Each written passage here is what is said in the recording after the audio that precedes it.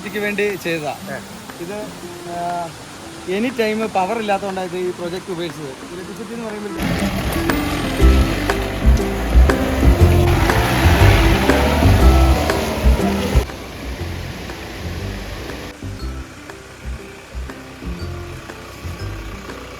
നമസ്കാരം. വണ്ടേ സൂപ്പർത്ത് നമ്മുടെ യൂട്യൂബ് ചാനലിന്റെ പുതിയൊരു വീഡിയോയിലേക്ക് വീണ്ടും എല്ലാവർക്കും സ്വാഗതം.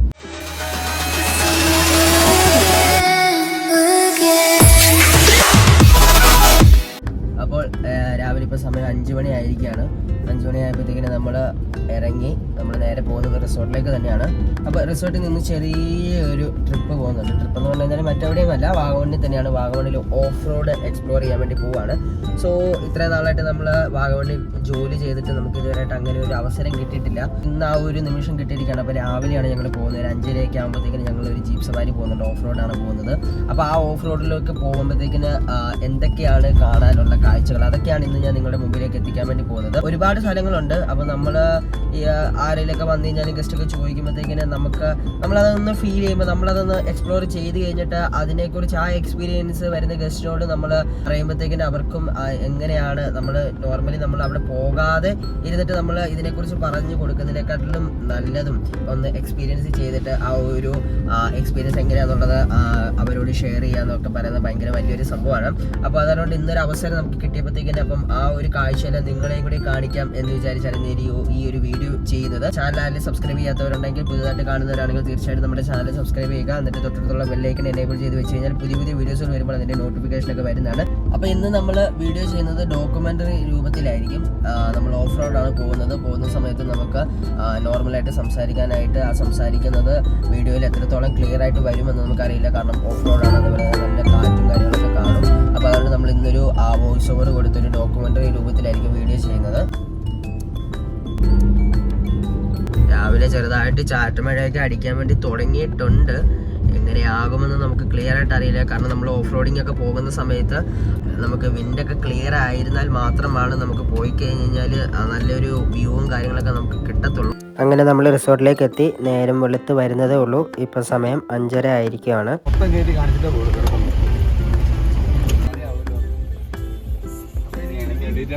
അങ്ങനെ നമ്മൾ വാഗമൺ സിറ്റിയിലേക്ക് എത്തി. വാഗമണ്ണൊക്കെ ഉണർന്ന് വരുന്നേ ഉള്ളൂ. അപ്പോൾ രാവിലെ ഒരു ഗ്ലാസ് കട്ടൻ കുടിച്ചിട്ട് നമുക്ക് നമ്മുടെ യാത്ര ഇവിടെ തുടങ്ങാമെന്ന് വിചാരിച്ച് ഞങ്ങൾ കട്ടന് വേണ്ടി വെയിറ്റ് ചെയ്തു. അങ്ങനെ നേരെ കട്ടൻ കിട്ടി. കട്ടൻ കുടിച്ചതിന് ശേഷം വീണ്ടും നമ്മൾ യാത്ര മുമ്പോട്ടേക്ക് തുടങ്ങിയിരിക്കുകയാണ്. നമ്മളിപ്പോൾ കയറാൻ പോകുന്നത് ഉപ്പതറ റൂട്ടിലേക്കാണ്. നേരവും വെളുത്ത് തുടങ്ങിയിരിക്കുന്നു. അതുകൊണ്ട് തന്നെ റോഡിൻ്റെ ഇരുവശവും പച്ചപ്പ് നിറഞ്ഞ പ്രകൃതി ഭംഗി ആസ്വദിച്ചുകൊണ്ട് നമുക്ക് യാത്ര ചെയ്യാൻ വേണ്ടി സാധിക്കും. അതുപോലെ തന്നെ ചെറിയ രീതിയിലുള്ള ചാറ്റമഴ ഉണ്ടായിരുന്നു, എങ്കിലും നമ്മുടെ യാത്രയെ തടസ്സപ്പെടുത്തുന്ന രീതിയിൽ ഉണ്ടായിരുന്നില്ല. അതുകൊണ്ട് തന്നെ നല്ല രീതിയിൽ തന്നെ നമുക്ക് പ്രകൃതിയെ ആസ്വദിക്കുവാനും കാണാനും നമുക്ക് സാധിച്ചു. നമ്മളിപ്പോൾ കയറി പോകുന്നത് ആദ്യത്തെ വ്യൂ പോയിൻ്റായ കോട്ടമല വ്യൂ പോയിൻ്റ് എന്ന് പറയുന്ന സ്ഥലത്തേക്കാണ് പോകുന്നത്. ആ പോകുന്ന വഴിയിൽ കുറച്ച് ഓഫ് റോഡൊക്കെ ഉണ്ട്, എങ്കിലും നമ്മൾ ആ ഒരു ഓഫ് റോഡിൽ കൂടി നമ്മൾ യാത്ര ചെയ്യാൻ വേണ്ടി നമ്മൾ തയ്യാറെടുത്തുകൊണ്ട് നമ്മൾ മുമ്പോട്ടേക്ക് പൊയ്ക്കൊണ്ടിരിക്കുകയാണ്. നമ്മൾ പോയത് സജിച്ചേട്ടൻ്റെ ജീപ്പിലാണ്. ചേട്ടൻ ഇടപെടാനൊക്കെ അടിപൊളിയായിരുന്നു. അതുപോലെ തന്നെ നമുക്ക് ഒരു ഗൈഡ് എന്ന രീതിയിൽ എല്ലാ കാര്യങ്ങളും നമുക്ക് പറഞ്ഞു തരുകയൊക്കെ ചെയ്തിരുന്നു. നല്ല സേഫായിട്ട് തന്നെയാണ് നമ്മളെ കൊണ്ടുപോയിക്കൊണ്ടിരിക്കുന്നത്.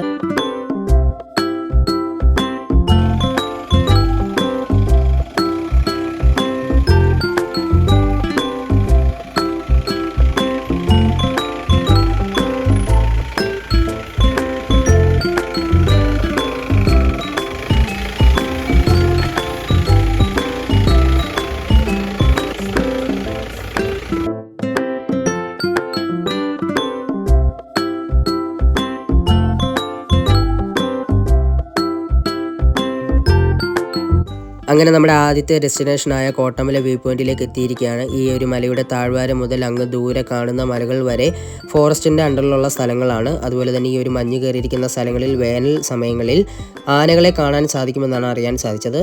അടുത്തതായിട്ട് നമ്മൾ പോകുന്നത് ഇടുക്കി ഡാമിലെ റിസർവെയർ ഏരിയയിൽ വെള്ളം കയറി കിടക്കുന്നത് കാണാൻ വേണ്ടിയാണ്. നമ്മളിപ്പോൾ പോകുന്നത് ഉളുപ്പോണി എസ്റ്റേറ്റിൻ്റെ അകത്തൂടെയുള്ള പാതയിൽ കൂടിയാണ്. ഈ ഒരു വഴിയിൽ കൂടിയാണ് ആളുകൾ ജോലിക്കായി പോകുന്നതും വരുന്നതും.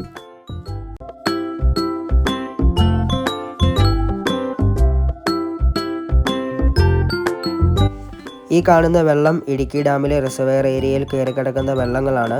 അപ്പോൾ നമുക്ക് ഇവിടെ നിന്ന് കാണുമ്പോൾ മനസ്സിലാകും എന്തേരം ദൂരത്തിലും വ്യാപ്തിയിലുമാണ് ഈ ഒരു ഇടുക്കി ഡാം സ്ഥിതി ചെയ്യുന്നത് എന്നുള്ളത്, എന്തേരം വെള്ളം ഇനിയും ഉൾക്കൊള്ളാൻ കഴിയുമെന്നുള്ളത്. നമ്മൾ വീണ്ടും മുമ്പോട്ടേക്ക് യാത്ര തുടങ്ങി. ഇനി നമ്മൾ കുറച്ചു നേരം ഓഫ് റോഡ് യാത്രകൾ ആസ്വദിക്കാൻ വേണ്ടി പോവുകയാണ്.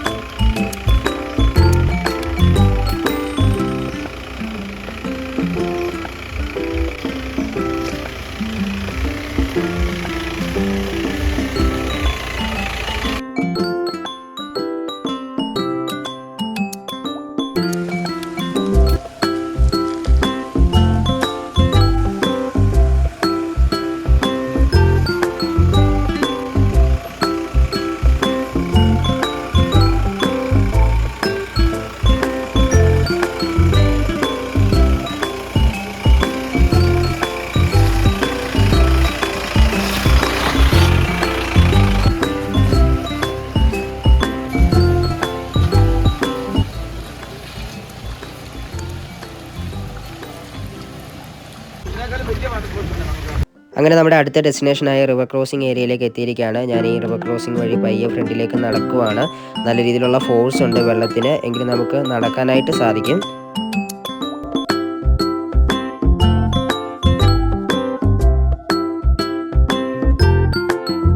വെള്ളം കുറവുള്ള സമയത്ത് ഈ ഒരു ഭാഗത്തൂടെ വണ്ടികൾ നല്ല സ്പീഡിലേക്ക് പോകും. അപ്പോൾ വെള്ളം തെറിക്കുന്നൊക്കെ കാണാൻ നല്ല രസമാണ്. പക്ഷേ ഇപ്പോൾ നല്ല രീതിയിലുള്ള വെള്ളമുണ്ട്, വെള്ളത്തിന് നല്ല ഒഴുക്കുമുള്ളതുകൊണ്ട് അങ്ങനെ സ്പീഡിൽ പോകാൻ വേണ്ടി നമുക്ക് സാധിക്കില്ല.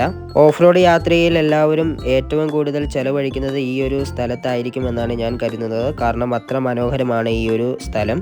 അങ്ങനെ നമ്മുടെ അടുത്ത ഡെസ്റ്റിനേഷനായ ഉളുപ്പൂണി ടണലിലേക്കാണ് നമ്മൾ പോകുന്നത്. ഈ ഒരു ഭാഗത്തായിട്ട് വണ്ടി നിർത്തിയതിന് ശേഷം നമുക്ക് അങ്ങോട്ട് നടന്നു പോകണം. ദേ ആ ഫ്രണ്ടിൽ കാണുന്നതാണ് ഉളുപ്പൂണി ടണൽ.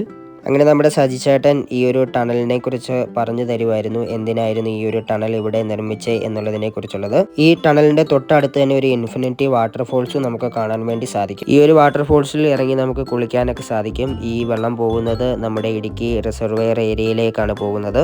അപ്പോൾ ഇതാണ് ഉളുപ്പൂണി ടണൽ. ഇടുക്കിയിൽ തന്നെ ഏകദേശം 9 ടണൽ ഉണ്ടെന്നാണ് നമുക്ക് അറിയാൻ വേണ്ടി സാധിച്ചത്. വാഗമണിൽ തന്നെ 2 ടണലാണുള്ളത്. അതിലെ രണ്ടാമത്തെ ടണലിലേക്കാണ് നമ്മൾ പോകുന്നത്. വെള്ളത്തിന് നല്ല രീതിയിൽ തന്നെ ഫോഴ്സ് ഉണ്ട്. നിർമ്മിച്ചത് ഇത് ഇലക്ട്രിസിറ്റിക്ക് വേണ്ടി ചെയ്തതാണ്. ഇത് എനി ടൈം പവർ ഇല്ലാത്തതുകൊണ്ടാണ് ഈ പ്രോജക്റ്റ് ഉപയോഗിച്ചത്. ഇലക്ട്രിസിറ്റി എന്ന് പറയുമ്പോഴത്തേക്ക് ടെർമിനൽ കറക്കാൻ വേണ്ടി യൂസ് ചെയ്തതാണ്. ഇത് കൂട്ടിയാർ ഡാമിൽ നിന്ന് ഇതിപ്പോൾ ഇടുക്കി ഡാമിലോട്ടായി വെള്ളം വരുന്നത്. വെള്ളം പൊക്കോണ്ടിരിക്കും. ഇത് ഇപ്പം നമ്മൾ നിൽക്കുന്നതിൻ്റെ നേരെ അടിവശത്ത് മൂലമറ്റമാണ്. അതുകൊണ്ട് ആ പ്രൊജക്ട് ഉപയോഗിച്ച് ഇപ്പോൾ ഇത് ടണലായിട്ട് വെറുതെ ഇപ്പം എപ്പോഴും വെള്ളം ഇല്ലാത്തതുകൊണ്ടാണ് ഇതിപ്പോൾ എനി ടൈം ഇപ്പം ഒരു ഡിസംബർ, ജനുവരി, ഫെബ്രുവരി, മാർച്ച് മാസത്തിൽ ഇതുപോലെ വെള്ളം ഉണ്ടെങ്കിൽ ടർമിനൽ കറക്കാൻ വേണ്ടി അവർ യൂസ് ചെയ്തത്. ഇപ്പം മാർച്ച് ആ സമയം ആകുമ്പോഴത്തേക്ക് വെള്ളം തീർത്തുമില്ല. അപ്പോൾ ആ പ്രൊജക്ട് അവർ ഉപേക്ഷിച്ചിട്ട് വരും.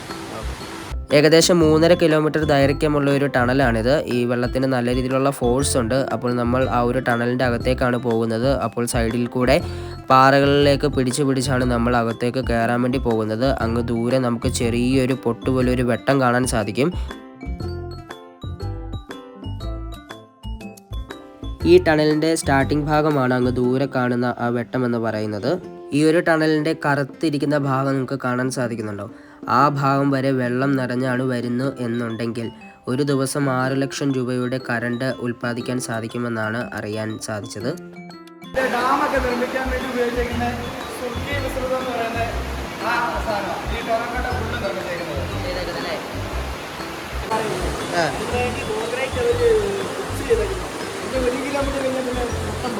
പറയാം.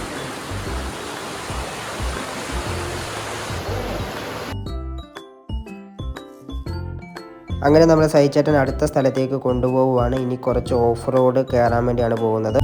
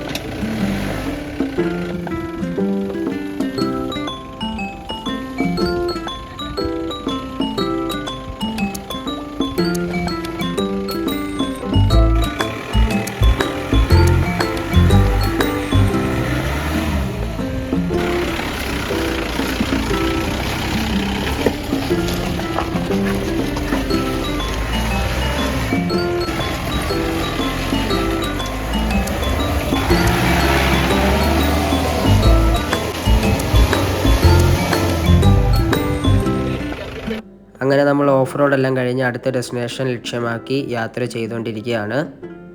മുമ്പിൽ എവിടെ നോക്കിയാലും പച്ചപ്പും മലനിരകളും കണ്ടുകൊണ്ട് നമ്മൾ മുമ്പോട്ടേക്ക് യാത്ര തുടങ്ങുവാണ്. അങ്ങനെ നമ്മുടെ അവസാനത്തെ ഡെസ്റ്റിനേഷനായ വാഗമണ്ണിലെ വ്യൂ പോയിന്റിലേക്കാണ് നമ്മൾ എത്തിയിരിക്കുന്നത്. അതിമനോഹരമായ പ്രകൃതി ഭംഗിയും മലനിരകളുമാണ് നമുക്ക് കാണാൻ വേണ്ടി സാധിക്കുക. അപ്പുറത്ത് കാണുന്ന മലയെല്ലാം കോട്ടയം ഡിസ്ട്രിക്റ്റ് ആണ്. അതിൻ്റെ നടുവിൽ കൂടെ ഒരു വെള്ളച്ചാട്ടം നമുക്ക് കാണാൻ വേണ്ടി സാധിക്കും. മഴ സമയമാകുമ്പോൾ നല്ലൊരു വാട്ടർഫോൾസ് ആണ് നമുക്ക് കാണാൻ വേണ്ടി സാധിക്കുക. ഞാൻ നിൽക്കുന്ന സ്ഥലം ഇടുക്കിയാണ്. അങ്ങനെ സേഫായിട്ട് തിരിച്ച് റിസോർട്ടിലേക്ക് എത്തിയിരിക്കുകയാണ്. അപ്പോൾ നിങ്ങൾക്കും ഇതേപോലെ ഓഫ് റോഡും കാര്യങ്ങൾ ചെയ്യാൻ താല്പര്യമുണ്ടെങ്കിൽ ഡിസ്ക്രിപ്ഷൻ ബോക്സിൽ കൊടുത്തിരിക്കുന്ന നമ്പറിൽ വിളിച്ച് കോൺടാക്ട് ചെയ്താൽ കൂടുതൽ ഡീറ്റെയിൽസ് അറിയാവുന്നതാണ്. സോ മറ്റൊരു വീഡിയോയുമായി വീണ്ടും വേഗം വരുന്നതുവരെ